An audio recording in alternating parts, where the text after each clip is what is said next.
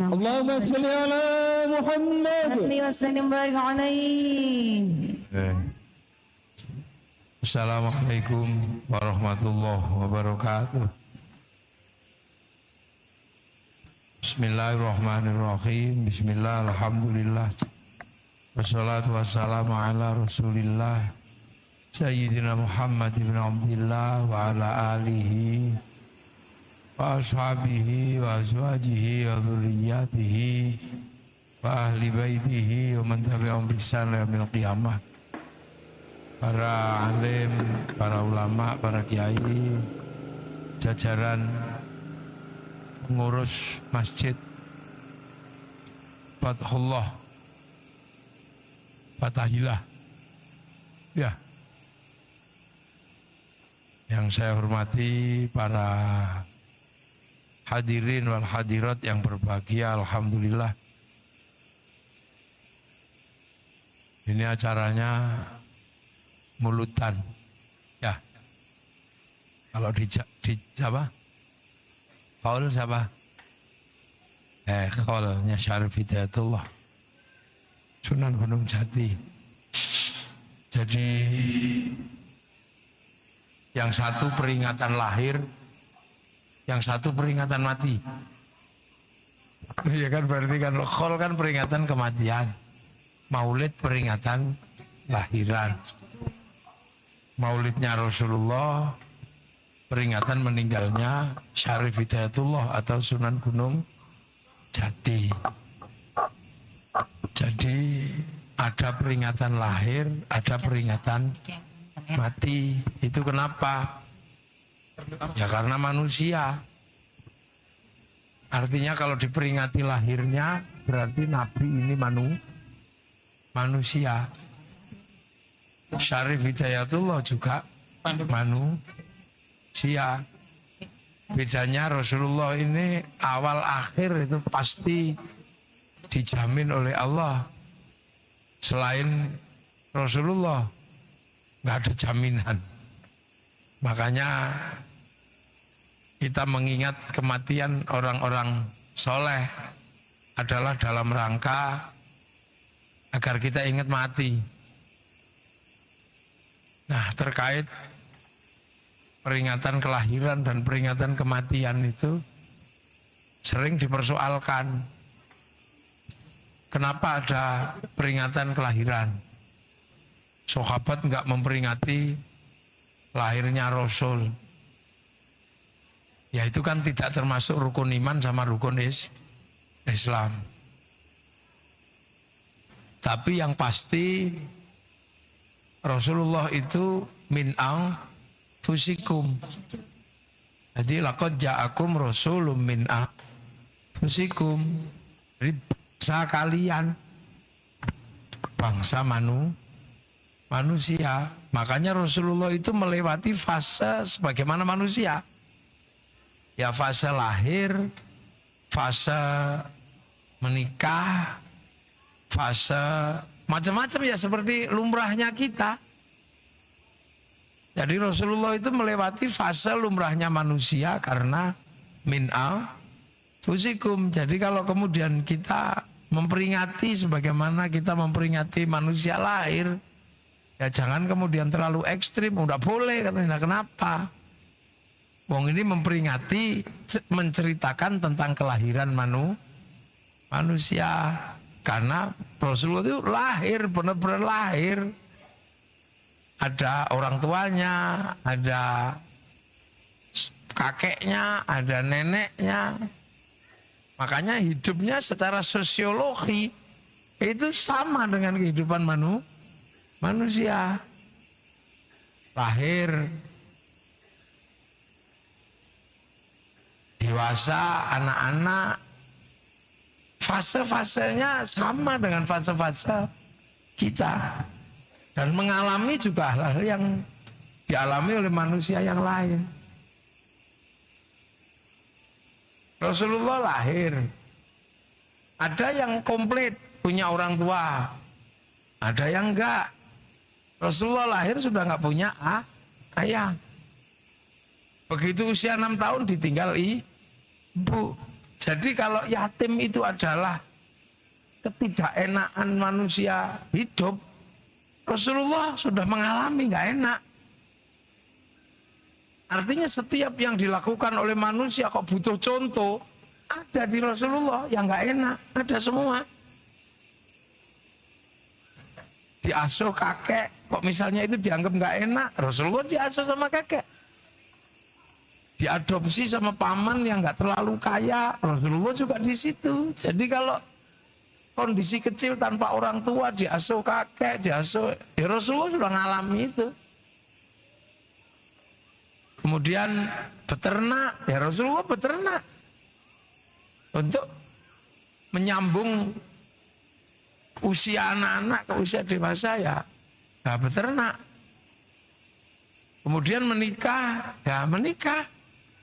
Tapi sebelum menikah Rasulullah pernah juga mencintai wanita dan gagal, ya pernah. Jadi kalau gagal cinta itu ya sunnah. Ya, jadi mencintai perempuan yang namanya Fakhitah. Fakhitah itu saudaranya Sayyidina Ali yang dikenal dengan nama Ummu Hani. Itu ngelamar Rasulullah ditolak. Jadi kalau kalian melamar kok ditolak atau mengirim surat kok ditolak ya itu sunnah. Udah ganteng-ganteng dapat janda. Ya itu sunnah juga, Rasulullah juga dapat janda. Jadi siklus kehidupan manusia itu sama. Ini yang jarang digambarkan. Sehingga kita ini kadang melihat Rasulullah itu nggak terlalu hebat. Karena selalu dihubungkan dengan mukjizat. Jadi selalu dihubungkan dengan wama yantiqu anil hawa in huwa illa wahyu yuha. Oh itu wahyu ini. Kita ini jarang bahkan Rasulullah dari sisi Rasulun min anfusikum. Rasulullah itu hebat. Bener-bener manusia hebat. Orang bisa bertahan tidak bohong itu kan orang hebat.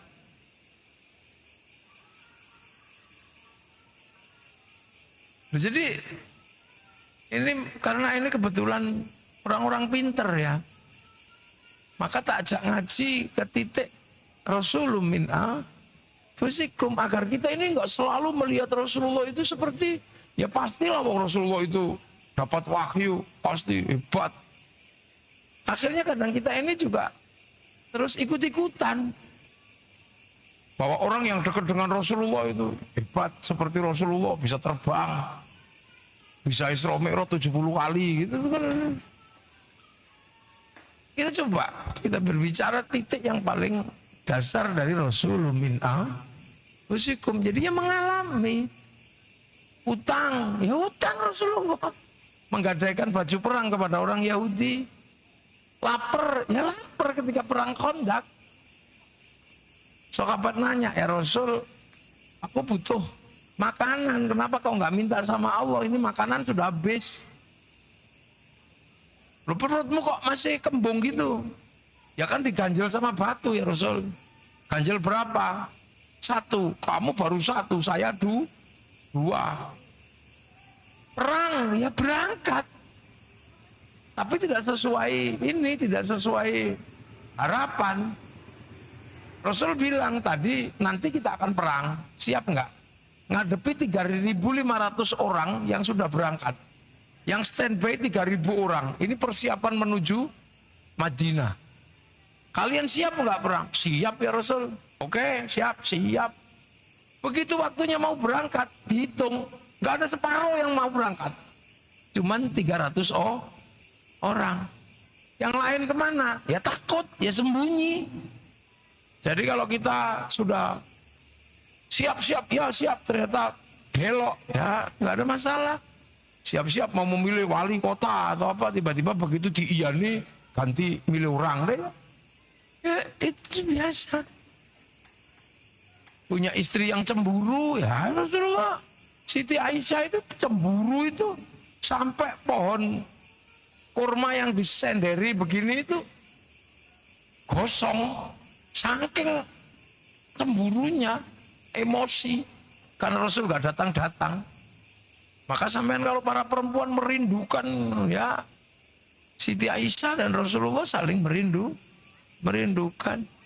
Difitnah orang, difitnah oleh keluarga sendiri, ya pernah. Ketika Siti Aisyah pulang perang, terlambat, terus ketemu sama sahabat, dibawa pakai untanya sahabat dan dituntun, wih itu heboh.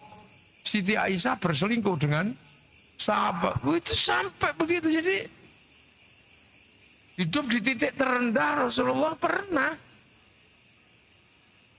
Diludahi orang gitu. Sampai tak nggak pernah ya jalan diludahi orang itu nggak pernah. Diembargo nggak pernah kan sampai diembargo.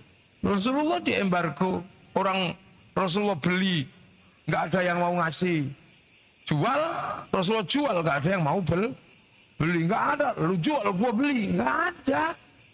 Rasulullah diembargo dan embargonya ditulis di Ka'bah. Jadi titik-titik terendah itu ada. Jadi Rasulullah tidak langsung dibedakan itu enggak. Tetap menggunakan standar Rasulun min anfusikum.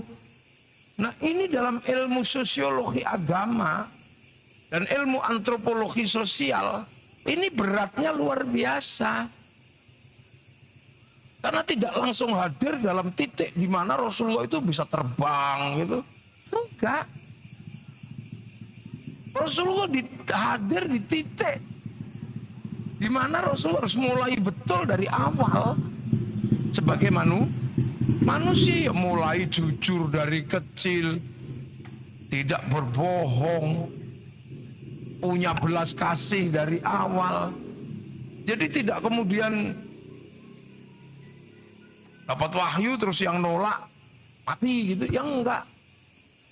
Lalu makanya dalam ilmu dasar ini min anfusikum ini mengalami fase manusia berdagang, ya ditipu ya. Nah pertanyaannya adalah kerjaan-kerjaan besar seorang Rasul yang demikian gede ini merubah arus dunia, merubah arus berpikir, merubah cakrawala. Itu beban yang harus ditanggung oleh Rasulullah. Sementara Rasulullah dihadirkan sebagai manusia biasa. Rasulun min anfusikum. Lebih beratnya lagi dijadikan nabi dengan konsep dari nol. Karena apa? Hadir di tengah masyarakat yang tidak mengenal nabi. Jadi Rasulullah itu hadir di tengah masyarakat yang benar-benar nggak mengenal nabi. Kenapa? Karena di Mekah. Kalau Rasulullah itu diutus di Filistin lebih enak. Karena apa? Orang Filistin ngerti nabi. Jadi ketika aku nabi orang Filistin, oh ya kamu nabi. Tidak diutus di Madinah, tapi di Makkah. Orang Makkah nggak ngerti nabi. Saya sering contohkan, saya datang ke sini nggak terlalu khawatir, karena orang sini ngerti kiai, pasti disambut. Nyenggol saya pasti bermasalah. Dia karena udah ngerti kiai di sini, udah paham kiai, datang disambut, bila perlu berdiri tolak albat, berderu. Karena apa? Saya enak ketika datang ke sini, langsung didudukkan, dikasih mic, karena orang sini ngerti kiai. Coba kalau saya datang ke pedalaman Irian itu, yang tidak pernah mengerti konsep kiai. Saya mungkin dikira tim pemburu babi. Coba. Atau ketika saya ke Korea, ketika saya ke Cina. Mereka nggak ngerti konsep itu. Saya mungkin dianggap tukang sulap atau apa. Jadi Rasulullah itu hadir di tengah masyarakat, dihadirkan sebagai manusia yang lumrahnya manusia, di tengah masyarakat yang bertolak belakang dengan apa yang akan ditugaskan kepada Nabi. Secara sosiologi orang Arab tidak mengenal Nabi. Karena apa? Mereka penyembah berhala. Makanya kita bisa melihat betapa beratnya. Dan dari sisi itu kita bisa mengaku hebat betul Rasulullah. Nah itu maknanya belajar sirah, belajar sejarah yang real. Beda dengan ketika belajar qasidah. Kalau kita belajar qasidah itu melambung-lambung. Nah hari ini kita lebih banyak dihadirkan memahami Rasulullah itu dari qasidah, dari sastra-sastra yang melambung-lambung dengan perasaan wah. Akhirnya kita nggak pernah ketemu, sehingga melihat Rasulullah itu tidak menjadi sebuah ilmu yang dasar. Itulah. Nah itu makanya kaum muslimin ini harus cerdas, makanya menggunakan ilmu dasar atau disebut dengan ilmu syajarah yang kita kenal dengan ilmu sejarah. Secara khusus disiplin ilmunya namanya syajarah atau sejarah, umumnya disebut sirah, sejarah perjalanan. Tapi khususnya adalah ilmu syajarah yang artinya pohon. Jadi akarnya, pohonnya, daunnya ini paralel, nyambung. Makanya kalau dari sisi ilmu sajarah mempelajari Rasulullah dari akar sampai buahnya ketahuan. Dari ilmu sajarah, ilmu pohon loh ya. Nah sekarang ini karena tidak belajar dari situ, kita ini kaget-kaget. Kok ada akarnya Rasul, pohonnya Rasul, kok buahnya beda? Jangan-jangan setek kan? Lu ini belajar tentang Rasulullah, makanya akar sosiologi dan antropologinya harus matang. Karena Rasulullah min anfusikum itu jenisnya manusia, lingkungannya lingkungan manusia, pola hidup manusia. Jadi sehingga ketika umatnya ini menghadapi sisi paling sulit dari kehidupan manusia, pasti ada ibrohnya dari Rasulullah. Gitu lah. Makanya Rasul itu diletakkan di titik nol kehidupan, titik nol kesulitan manusia, titik nol ruang sosialnya manusia. Sampai bisa bayangkan, jadi nabi kok di Mekah itu kan susahnya luar biasa. Makanya orang Mekah itu menganggap Rasulullah ini ya ngerepotin aja. Ya kan? Yang ditanam itu Rasulullah ya nggak didukung kalau di Mekah. Karena nggak kenal Nabi. Orang Kalimantan ketika didatangi oleh di pedalaman itu kiai dia nggak kenal. Ya itulah. Makanya kehidupan Rasulullah itu benar-benar kehidupan yang kompleks dan bisa dipelajari. Bisa disinaoni betul-betul dipelajari. Di titik terendah orang bertuhan banyak diajari Tuhan satu. Kan pusing itu gimana caranya gitu coba sampean. Betapa sulitnya merubah bandul dari Tuhan banyak ke Tuhan satu. Dari Tuhan kelihatan ke Tuhan tidak nampak. Tapi harus ibadah kepada sesuatu yang tidak nampak, padahal biasanya ibadahnya terhadap sesuatu yang nampak. Itu butuh kedalaman ilmu yang luar biasa. Ibadah dimulai dengan bersesuci. Bersucinya pakai air di negeri yang tidak ada air. Ayo. Di negeri yang sulit air, ibadahnya bersucinya pakai air. Diminum aja susah. Ini disuruh wudhu. Diminum aja susah, disuruh mandi jinabat. Betapa repotnya. Iya, kalau jinabatnya orang Jakarta, udah banyak air sebulan sekali. Sana semalam bisa 7 kali. Air banyak yang harus dikeluarkan. Di negeri yang tidak ada makanan, disuruh rajin sodako, zakat. Di negeri yang panas disuruh puasa. Ayo. Di negeri yang terhadap perempuan demikian syahwatnya, disuruh tawaf. Dan perempuan yang cantik mau jelek apapun harus membuka mukanya. Betapa syahwatnya ketika lihat orang terbuka. Sementara yang laki-laki tidak pakai pakaian berjahit. Jadi kalau mau usil kan tinggal wes gitu aja. Coba. Duh. Ini dalam teori dasar pembelajaran Rasulullah itu out of the box. Tidak sesuai sistem. Kalau mengajar mandi di negeri banyak air, pasti banyak bisa. Disuruh bersedekah di negeri yang banyak makanan kayak kita ini, mudah. Nah itu, dan Rasulullah berhasil.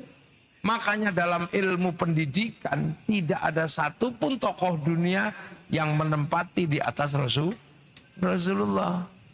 Bukan panglima perang, tapi bisa nyuruh perang. Oh. Nah itu Rasulullah. Makanya ilmu itu bisa dipraktekkan oleh umatnya. Kalau Rasulullah selalu bergerak atas nama wahyu dalam pengertian mukjizat, terus umat kayak kita yang nggak pernah punya mukjizat ini gimana mau bawa Islam? Gimana mau mendidik? Kan nggak mungkin Islam dikembangkan dengan halu, nggak mungkin. Karena agama harus menyelesaikan problem sosial. Bukan hanya semata-mata persoalan konsep, tapi Islam harus menyelesaikan problem realistis, problem empiris harus diselesaikan. Itu. Karena agama ini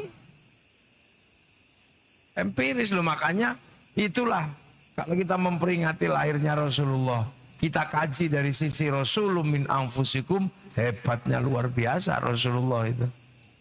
Hebat, berhasil. Di tengah situasi yang tidak mungkin menjadi mungkin. Arab bisa seperti itu, bisa seperti ini. Gitu. Nah, makanya dalam Al-Quran tegas. Wa kafa billahi syahida Muhammadur Rasulullah. Sendirian Rasulullah. Cukup Allah aja saksinya kalau Muhammad itu utusan Allah. Baru kemudian mendapatkan teman yang disebut walladzina ma'ahu.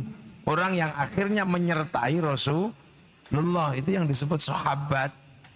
Bentrok dengan yang tidak terima karena secara ilmu dasar pengetahuannya nggak nyambung.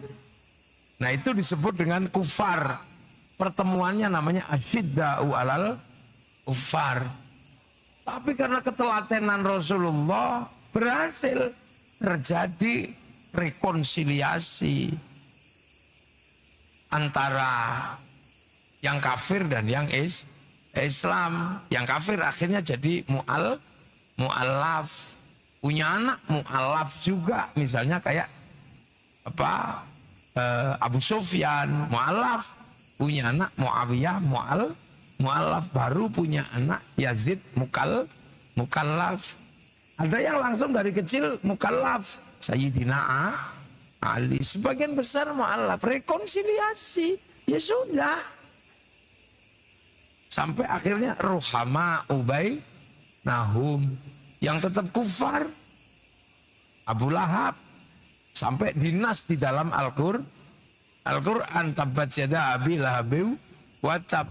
Tapi ketika Ruhama Ubay Nahum, Rasulullah tidak pernah ngimami membaca surat Al-Lahab karena anaknya Abu Lahab sudah menjadi makmumnya Rasulullah. Jadi Ruhama Ubay Nahum. Jadi setelah ini rukun. Tarahum ruka'an sujada yabtaghuna fadlan minallah wa ridwanan simahum fi wujuhi min atharis sujud. Semua berlomba-lomba mencari ridho Allah. Sampai akhirnya kemudian Al-Quran meneruskan, setelah itu terjadi digambarkan dzalika mathaluhum fit Taurat wa mathaluhum fil Injil kazar'in. Islam digambarkan seperti tanaman, makanya kemudian semua bergerak ke beberapa tempat nanam. Makanya orang Jawa yang wali itu pakai tembang lir tandur. Makanya Islam itu ditandur, ditanam karena zar'in itu maknanya tanaman. Jadi sampai bahasanya pun menggunakan bahasa tanaman. Ditanam di mana? Ada yang ditanam di Eropa. Yang nanam siapa? Tariq bin Ziyad. Ada yang nanam ke Cina, sahabat Sa'ad bin Abi Waqqas. Ada yang nanam ke Afrika, sahabat Bilal, sahabat Salman. Ada yang nanam ke Indonesia. Tapi sudah di generasi berikut belakangan bawa ke sini, ditanam dengan konsep sini. Makanya ketika menanam ya menggunakan konsep yang ada di Nusantara. Konsep menanam Islam di Nusantara itulah yang kemudian menghasilkan konsep Islam Nusantara. Yang ditanam apa? Ya sama aja bibitnya 6 sama 3. Iman sama Islam. Tanam sama aja. Rukun iman di negeri manapun yaitu antuk minabillah, iman kepada Allah. Wa malaikatihi, sama aja semuanya. Tambahan Lia Eden ya nggak mau orang sini. Artinya itu iman. Wa kutubihi, kitabnya Allah ya sama aja. Di seluruh dunia Al-Quran yaitu nggak ada yang berubah. Wa rasulihi, yaitu juga nggak ada yang berubah. 25 ketambahan musodik juga ditolak. Di seluruhnya sama. Wal yaumil akhir ya sama aja bahwa dunia ada akhir. Akhirnya cuman ada yang bahas, ada yang enggak. Kalau yang suka bahas kayak Hizbut Tahrir itu senang bahas kiamat. Ya kan, senang bahas kiamat karena konsep khilafah itu pasti dihubungkan dengan akhir zaman. Agar orang menerima konsep khilafah, maka dibikinlah konsep kiamat sudah dekat, tapi sering gagal. Awas, tanggal 15 Ramadan, hari Jumat, ada asteroid nabrak bumi, itu tanda-tanda kiamat. Takut semua, ada yang jual kebun, ada yang jual ruko, serahkan panitia hari kiamat, sampai hari Sabtu, nggak ada. Gagal lagi cerita tentang kiamat kan. Sampai kerusuhan di Syam, itu tanda kiamat. Karena Islam kiamat itu mulainya dari Syam. Kalau Yahudi Nasrani menyebutnya Armageddon. Mulainya dari Palestina, dari Bethlehem. Nah, mereka menyebut Gog, Magog. Kita menyebut Ya'juj, Ma'juj. Nah, mulainya beda. Teorinya hampir sama, tapi mulainya entry point-nya beda. Yang kita dari Syam. Makanya ketika kerusuhan ISIS di Syam, banyak orang kemudian merasa terpanggil untuk ikut menjadi bagian dari peristiwa kiamat. Berbondong-bondong ke sana, bakar paspor, bakar KTP, sampai sana nggak jadi juga.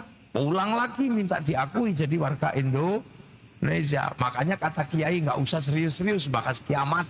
Lah kenapa? Karena kiamat itu bareng-bareng. Jadi belum selesai udah. Jadi nggak usah serius-serius dibahas. Wong kiamat bareng bareng. Itu juga sama di seluruh dunia. Wabil qadri khairihi wa syarrihi minallahi ta'ala. Ada takdir baik, takdir buruk dari Allah. Sama semuanya di sana di sini sama. Islam sama aja. Syahadat itu semuanya sama. Anta syahada la ilaha illallah wa anna Muhammadar Rasul. Itu sama. Islam mau di Cina mau di mana ya itu syahadat. Sholat sama. Jadi seluruh dunia juga 5 waktu. Zuhur itu 4. Nggak ada di tempat yang lain zuhur 2 gitu ya nggak ada. Kecuali jamak takhir kosor itu. Sholat sama, Jumatan ya sama. Zakat sama aja. Tergantung daerahnya penghasil apa. Ada yang penghasil kurma ya kurma. Penghasil jagung ya jagung. Puasa sama aja. Kan gitu. Sama aja puasa. Haji sama aja. Semuanya ke Mekah. Gitu. Tapi ketika ditanam di beberapa negara, ada hal yang agak beda cara nanamnya. Cuman itu aja. Yang nanam dan yang cara menanamnya agak beda. Kalau di sana yang nanam Rasulullah. Di tempat lain ulama. Tapi ketika masuk Nusantara, ulama itu identik dengan kiai. Makanya ulama menjadi kiai. Ada kebu Kiai Slamet, ada tombak Kiai ada keris Kiai Sengkelat, ada konsepnya kiai. Kita punya murid ilmidun, konsepnya sama dengan santri. Musola langgar, sholat sembahyang, konsepnya sama. Walaupun bentuknya beda. Nah itulah yang sampai sekarang kemudian kita punya kebiasaan menyamakan. Walaupun R.E. King disebut Honda. Ya kan? Walaupun klub disebut Aqua. Apapun mereknya tetap Indomie. Ya itu kebiasaan kita. Ya apapun mereknya pembalut semuanya Softtek. Dan kita terkadang juga nggak terlalu mempersoalkan. Lebaran itu bungkusnya kongwan, isinya rengginang. Nggak mempersoalkan. Loh karena konsepnya zarain menanam. Itu. Nah di sini ditanam. Syahadaten, sekaten. Itu kan di Jogja ada sekaten. Menanam. Puasa, saumun, puasa. Kenapa ditanam pakai nama puasa? Karena di sini dulu Hindu. Hindu itu ada ibadah, nggak makan, nggak minum, nggak menyentuh perempuan. Namanya upawasa. Makanya kok mirip sama upawasa, maka Syahrul Siam disebut puasa. Loh, konsep-konsep itu kan ada. Kenapa di sini sembahyang? Karena di sini sudah ada istilah nyembah sang yang bunyinya tetap sembahyang, isinya sholat. Jadi kita ini kadang biasa aja. Kayak misalnya khol, itu juga sudah ada di sini. Orang sini menyebut nenek moyangnya dulu namanya Sang Hyang. Makanya kalau diambil sedikit orang tua-tua di kampung namanya Eyang. Karena Dang Hyang. Eyang kakung, Eyang putri. Kalau kebleset dikit namanya Danyang. Nah setahun sekali anak cucu ini kadang bertanya. Itu kan bertanya terus dijawab. Terus makanannya banyak, makanannya habis, pergi merantau. Setahun sekali pulang. Bawa oleh-oleh. Ada yang sudah meninggal disembayangi. Nah nyembayangi orang meninggal setahun sekali namanya srodo. Makanya ada istilah nyadran. Nah, karena sudah punya kebiasaan mendoakan orang tua yang meninggal setahun sekali dalam upacara srodo, makanya kemudian kita juga nggak ada masalah ketika diajari khol mendoakan pada orang meninggal setahun sekali. Prinsipnya sama. Jangan lupa asal Al-Quran menyebut walladzina ja'u min ba'dihim yaquluna rabbana ighfir lana wal ikhwanina alladzina sabaquna bil iman. Jadi prinsip-prinsip itu sudah ada semua. Gitu. Nah, yang agak berat itu misalnya mempertemukan waktu, karena beberapa ini kan pakai waktu. Sholat pakai waktu, kita mau kuta. Puasa waktunya syahrul Ramadan. Haji asyurum maklumat. Jumatan hari Jumat. Nah, dulu juga susah mempertemukan itu. Gak mudah. Orang Arab harinya 7. Ahad 1, Isnin 2, Selasa 3, Rabi 4, Khamis 5, Jumat kumpul, Sabtu 7. Di sini dulu harinya 5. Pon, Wage, Kliwon, Legi, Paing. Itu dulu begitu. Makanya mempertemukan 7 sama 3 itu nggak mudah. Makanya ada yang puasanya sama, hitungannya beda. Kasus Mbak Benu kemarin itu. Yang puasa hari raya maju 5 hari yang geger itu. Tapi itu memang kalendernya beda. Kalender Sunan Kali jaga, belum kalender Sultan Agung. Nah, bagi kiai kan melihat itu sederhana. Yang lain sudah sama, menentukan hari lebaran aja yang beda. Ibarat bikin rumah geser 5 cm, itu lebih mudah meluruskan daripada bikin rumah baru. Yang lebih susah itu sudah nggak puasa, ikut lebaran, ngecat rumah. Nah, itu lebih susah. Sama haji. Haji itu susah dulu. Terutama di sini yang orang Hindu susah. Karena di sini ke candi batu. Khawatirnya kalau ke Mekah lihat Ka'bah batu juga. Ini masalah kalau kemudian waktu itu. Di sini muter kiri pakai kain selempang warna kuning. Sampai sana muter kiri kain selempang warnanya putih. Di sini kalau selesai ibadah digundul. Di sana takalul sama-sama rambut. Di sini air suci dari gunung-gunung setempat atau sungai Gangga. Di sana air suci juga dari Zam-Zam. Selesai ibadah suci, di sini upacaranya namanya gadri, memotong binatang. Sampai di sana selesai ibadah, motong hewan kurban. Makanya kemudian dulu orang sini nggak boleh haji, khawatir akidahnya rusak. Makanya orang Jawa dulu pergi haji ke Gunung Merapi. Orang Sulawesi pergi ke Gunung Bawah Karaeng. Kenapa ke Merapi sama ke Gunung Bawah Karaeng? Karena di situ ada masjid. Masjidnya Syekh Jumadil Kubro di Merapi, masjidnya Datuk Ribandang di Gunung Bawah Karaeng. Lah ngapain kalau ke masjid? Sholat Jumat 41 kali jangan putus. Itu sama dengan pahalanya ibadah haji. Maka orang sini daripada split sampai di sana pikirannya goyah karena sama-sama batu, mending ibadah sholat Jumat 41 kali nggak putus sama dengan pahalanya ibadah haji. Maka jangan menyalahkan dulu orang pergi haji ke Gunung Merapi. Loh, ini harus pakai ilmu karena nanam di tempat yang jauh. Cuman waktu itu karena yang nanam itu para wali jadi enak. Makanya Islam yang ke Indonesia itu kan wali. Yang ke sana panglima perang, yang sana pedagang. Kadang orang sering menggugat. Bahkan anak-anak UIN, anak-anak IAIN yang nggak paham menggugat. Kenapa Islam di Indonesia para wali yang datang? Yang sana panglima perang. Yang ke Indonesia itu saudagar, bukan wali. Kalau Anda berbicara Islam ke sini pakai saudagar, pasti Anda nggak sekolah. Itu pasti bukan orang sekolahan gitu.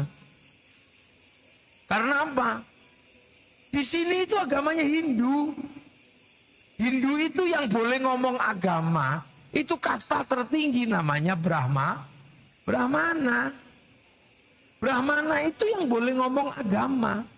Kasta di bawahnya para kesatria nggak boleh ngomong agama. Raja nggak boleh ngomong. Kasta Wesya pegawai nggak boleh ngomong. Apalagi Sudra. Sudra itu petani pedagang. Petani pedagang sekaya apapun dia Sudra. Nggak boleh ngomong agama. Makanya karena yang boleh ngomong agama itu Brahmana, maka Islam nggak mungkin disebarkan oleh saudagar. Yang imbang sama Brahmana itu siapa? Wali. Brahmana punya cakti, wali punya karoma. Makanya cerita pengislaman itu mempertemukan antara kesaktian dan karoma. Kenapa nggak mengajarkan bercocok tanam? Orang Nusantara ahli bercocok tanam. Kenapa tidak mengajarkan strategi perdagangan? Orang Nusantara jago berdagang. Kenapa tidak mengajarkan strategi perang? Orang sini hobi perang. Bahkan bangsa yang bisa menaklukkan Mongolia untuk pertama kali, bangsa Singasari dari Nusantara. Loh, jangan dikira ini bangsa sudah maju. 571 Rasulullah lahir, 571 bangsa Nusantara udah punya kerajaan. Tahun 300 sudah punya kerajaan Saloka-negara di ujung kulon. 400 sudah punya Tarumanegara. Tahun 500 pernah punya kerajaan Kalingga. 600 punya kerajaan Mataram. Kita udah maju di tahun itu. Makanya para wali ini menghadapi Brahmana. Nah, wali-wali ini memang beda konsepnya. Karena wali itu menembus cloud kalau menginginkan sesuatu. Browsing langsung ke pusat datanya dunia. Anak-anakku sekalian pasti tahu bahwa dunia ini punya pusat data. Handphone itu bisa digerakkan karena ada pusat data. Namanya satelit yang dikuasai oleh provider. Seluruh datanya ada di sana. Makanya seluruh sistem hubungan kita melibatkan satelit. Nah, dunia ini ada programnya. Blueprintnya dunia itu ada di langit ketujuh sana. Cloudnya namanya Lauhil Mahfud. Catatan segala ada di sana. Orang Yahudi Nasrani menyebut tabut Sulaiman. Orang Yunani menyebut kotak Pandora. Orang Jepang menyebut kantong Doraemon. Nah, wali-wali itu kalau butuh ke sana, itu download, browsing. Qalu rabbunallah tsumma istaqamu tatanazzalu 'alaihimul malaikah alla takhafu wala tahzanu. Makanya cerita wali itu pasti cerita tentang bertapa. Bertapa itu browsing, download. Rasulullah download 15 tahun di Gua Hira. Syekh Abdul Qadir 25 tahun di padang pasir. Qalu rabbunallah tsumma istaqamu. Ini. Sunan Kalijaga download 3 tahun. Wali-wali itu download semua. Makanya paketannya besar wali itu. Karena downloadannya gede. Lah kita kalau diajak download tidur. Ya Allah, ya Allah, ya Allah. Ya. Makanya kita ini nggak punya paketan gitu lah. Makanya wali-wali itu nggak takut apa-apa, wong paketannya gede. Makanya kenapa wali itu tahu hati orang? Karena diretas. Sampean kan nyawa sampean itu kan terdaftar dari Lauhil Mahfud. Sebelum turun sudah didaftarkan di sana. Alastu birabbikum, kamu lupa gak kalau aku ini Tuhanmu? Nyawa jawab qalu bala. Syahidnya nyawa diturunkan ke dunia fanfukhurruh, kasih paketan. Nyawanya sekian, istrinya ini, rezekinya ini. Kalau paketannya habis ya mati. Maka persis kayak handphone itu manusia itu. Ada kartunya terhubung dengan satelit. Saya daftarkan 44 dulu, terus dapat paketan. Makanya apapun yang dikerjakan oleh handphone, karena kartunya terhubung, jejak digitalnya ada. Sama itu bayar di situ. Mau gelap-gelap, mau gini, ada catatannya. Manusia melakukan apapun terhubung dengan Lauhil Mahfud, ada catatannya. Makanya manusia itu juga sama kayak handphone itu. Itu kan. Makanya handphone itu bisa kirim gambar, kirim apa. Yang penting punya kuota, punya wifi. Kalau nggak punya kuota, paketannya habis, cari wifi gratis. gratisan .co.id. Makanya manusia itu bisa kirim Al-Quran, kirim doa, kirim ini. Yang penting punya paketan. Kalau nggak punya ya cari wifi gratisan. Caranya gimana? Ya tawassul ila hadrati wa ila ruhi. Makanya kita punya tradisi tawassul. Karena apa? Itu pakai wifi gratisan. Wifi-nya Nabi, wifi-nya wali. Yang kita kirim apa? Al-Quran, Yasin, Tahlil, Al-Quran semua kan itu. Nah Al-Quran itu apa? Downloadan, jangan dikira Al-Quran itu gak downloadan. Bal huwa Qur'anum majid fi lauhim mahfud. Makanya karena Quran itu downloadan PDF, maka di password. Pakai apa? Ya alif lam mim itu passwordnya. Kaf ha ya ain shad. Makanya kalau sampean mau belajar Al-Quran pakai tafsir, itu namanya belajar print out. Kalau mau belajar algoritma dan codingnya Al-Quran, pakai belajar abjadun hawa zon, kitabnya Al-Awfaq, Mamba'u Usulul Hikmah, ada di situ. Yang kemudian bentuknya raja, itu password aja. Makanya kalau sampean belajar Al-Quran cuma belajar print outnya, ribut persoalan tafsir. Tapi kalau tahu codingnya aman. Karena algoritmanya pakai coding. Uang itu yang ada di ATM nggak ketemu passwordnya, algoritma ketemu, ya nggak keluar uangnya. Nah itu bergerak pakai apa? Pakai coding. Makanya kita ini sekarang mulai belajar coding algoritmanya. Cuman algoritma Al-Quran, coding Al-Quran kita nggak belajar di situ. Padahal di situ tuh menghasilkan ilmu pengetahuan. Kalau kita menguasai itu aman. Kenapa sekarang Yahudi yang berkuasa? Yahudi menguasai codingnya Zabur. Codingnya Zabur itu coding logam. Seluruh dunia sekarang dikendalikan oleh logam. Ahli logam dunia itu adalah Nabi Dawud. Kitabnya Zabur. Maka David yang dikuasai oleh orang Yahudi, dia masih menguasai dunia. Lah kita bahkan baca Quran yang codingnya itu dibilang musyrik, ya susah. Begitu. Makanya Quran itu bisa dibagi.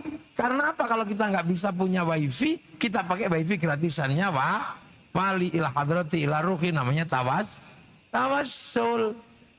Makanya kalau ada orang nggak percaya doa kok dikirim, jangankan doa, sepak bola aja bisa dibagi. Satu orang ke Qatar nonton sepak bola dibagi ke seluruh dunia, naikkan ke satelit, namanya siaran langsung. Bagiannya sama. Makanya kalau ada orang nggak percaya doa bisa dibagi, orang itu nggak punya TV. Maka saya nggak usah heran nanti kalau malaikat mencari manusia yang mau dimatiin gimana? Ya Sherlock, udah selesai. Teknologinya sama. Ini pakai cloud dunia, ini pakai cloud di langit ketujuh. Fisik itu di langit ketujuh, cuman kita nggak tahu. Karena pergi ke langit ketujuh mesti melewati 7 lapis langit. 1 lapis langit aja jumlahnya berapa? Merkurius, Venus, Bumi, Mars, Jupiter, Saturnus, Uranus, Neptunus, Pluto. Itu langit ke-1. Keluar dari situ namanya black hole. Lubang hitam. Siapa sih ngeruh nyampenya kemana? Nyampe ke bulan aja butuh cangkang, butuh apa. Nah ruhani kita itu dari langit ke-7. Makanya roh itu kuatnya luar biasa. Nah tubuh ini dunia produk biologis, produk lokal, ciptaan orang tua dari makanan. Makanya manusia ini tubuhnya rentan karena buatan bumi. Makanya kalau naik ke langit ya harus dilepas dulu. Kalau nggak dilepas dulu ya mati di tengah jalan. Maka dilepas dulu namanya mati, baru rohaninya naik ke langit. Maka mati itu biasa aja, cuma ngelepas aja, ngelepas cangkang. Jadi nggak usah takut, biasa aja. Dilepas cangkangnya, makanya orang dulu latihan melepas cangkang dulu. Namanya ngerogoh sukmo, apa itu ada. Sekarang ilmu itu sudah tipis. Karena teknologi memungkinkan orang untuk merubah sistem itu. Ya kan, dunia kan berubahnya cepatnya luar biasa.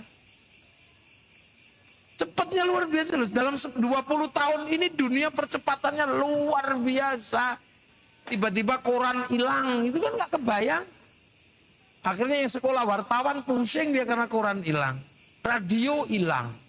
Surat cinta hilang. Semuanya dikuasai oleh WhatsApp. TV ya di WhatsApp, Facebook, semuanya di situ. Industri-industri besar tiba-tiba hilang. Dulu cinta aja menghasilkan industri. Industri surat warna pink. Baunya mawar, bukan bau melati, bau genderuwo. Mereknya Harvest. Terus nulis menghasilkan industri kata-kata dulu. Cara menulis surat cinta. Untukmu kekasihku di Jakarta. Semenjak kepergianmu merantau, aku merindukanmu. Entah kenapa bayang-bayang wajahmu selalu hadir di pelupuk mataku. Sehingga setiap melihat bayang sesuatu, aku seperti melihat bayang-bayangmu. Perih kekasihku. Seperti kata penyair, kau tusuk di sana, berdarah di sini. Aku merindukanmu, tapi aku harus merelakan kepergianmu. Karena itu demi masa depan kau, aku, dan anak-anak kita nanti. Kamu tahu nggak, malam hari ini aku sedang mendengarkan lagu Isabella. Panjangin. Lagu itu semakin menusuk hatiku karena si Emi terlalu melengking suaranya, seperti lengkingan kalbuku merindukanmu. Dulu panjang, anak-anak pintar berkata-kata. Kekasihku, desau angin yang malam hari ini menembus relung hatiku, membisikkan namamu. Dan kata angin, kau pun merindukanku. Pede banget.